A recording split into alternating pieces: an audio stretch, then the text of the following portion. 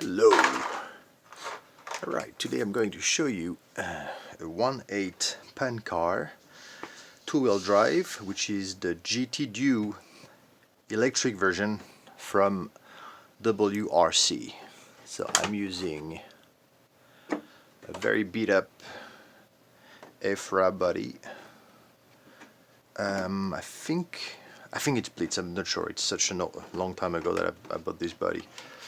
So here you go, I got a little vent here to cool down the motor.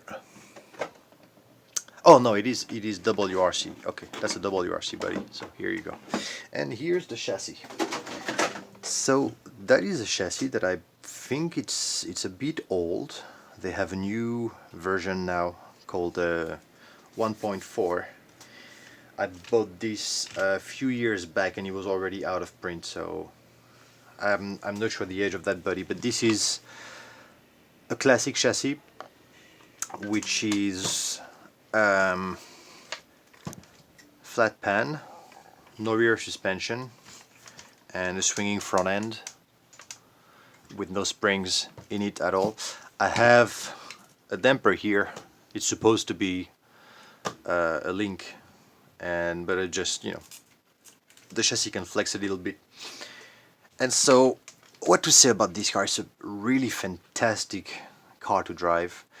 I'm running it on 3S. I think it should be run on 4S, but that's just the packs that I have. I'm using 8S 1.8 system, which is the Hobby Wing and the 10 shock 2400 kV, yeah, 2450 kV. And so here you go. This is a belt driven, so it's not a direct drive like you would have in a 110 pan car or Pro 10. It is like what the Nitro version would be like. So you see, there is this crazy long pinion coming out of the motor, those dual aluminum plates. Hold on, let me turn off this notification, getting annoying. Here you go. Alright, sorry about that. Alright, and then belt driven differential. And yeah, a little bit different. You see, there's actually some bolts to close both the front and the rear tire. So it's a little bit different from the usual 1.8 scale, but it's using the same tires. And so the front end, basically all you can set up on it is the toe and the camber. For it, it's a free point system. Here there's 3 screws, you can change the dimensions there. Same on the other side. CVD inside. Here I increased the height. You see, I printed little spacers here because my batteries are just big. I really don't know what kind of battery they expect you to run with this car originally. I can't really find anything about that car online. There is, first of all, very few people where I am running there's nobody where I am running the classic chassis, and all I see is some old videos of people running it with the Nitro motor and so on. So anyway, I'm running it on big 3S, so that's why I had to make the bridge a little bit taller there. I got my ESC double-sided taped, and then you see the front end, everything swings. The servo is mounted to it, servo saver, the links, and here the body mounts. So like I showed you last time on the 112 pan car that I designed, when I said that was something I got from this car, the body mounts are moving, so the body is flexing with the wheels, so no rubbing tires, plus the downforce in the front is always linked, is always in the same angle as the front axle is.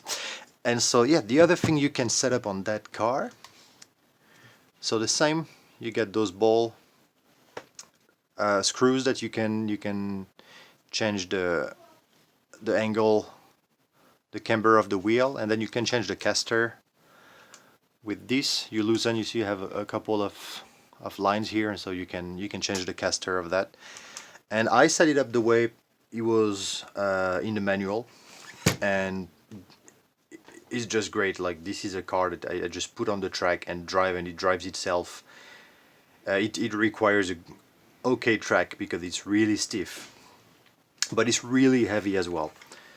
And yeah, that's it. The weak point of this car is gonna be those pivot points here. You see, it's a very strange system. You have those kind of I don't even know how to call them, but there is those two parts ball pivots that are here, and then those C-clips that go around that you need special tools to remove. And because the body is attached to that part, the few crash that I had with the car, those plastic ball just blow and the whole front end comes apart. And so that's really the weak point of this car. But I tried running it with the body post on the shock absorber in the front, and I think it drives better like that. So you just have to not drive it bad and not crash the car. And so yeah, I think that's about it. It's I really like those classic chassis, the simplicity. Two-wheel drive, for me, it's still a better experience than any four-wheel drive. And yeah, that's basically been the car that inspired me in the design of almost every other car that I've made so far. There is so many things that I find on this car that are so unique that you don't find on many other cars these days. And the fact that it's such a simple model to set up and run, and it's not a hassle to play with the settings like so many nitro chassis or 1.8 chassis that have a lot of, you know, angles and sway bars and spring and so on. And so that's more, you know, driving oriented, I guess. And so yeah, that's it. Really, that's it for this car. Tell me, guys, if you've heard anything about, if you're into classic chassis racing, and if you know more about this GTdue EP, the older model from WRC, share it on the page, share the knowledge, and share the love. And everybody stay safe. Very soon we're gonna be away from the yellow fever and everything will be fine. It's a beautiful world. See you guys. Bye bye.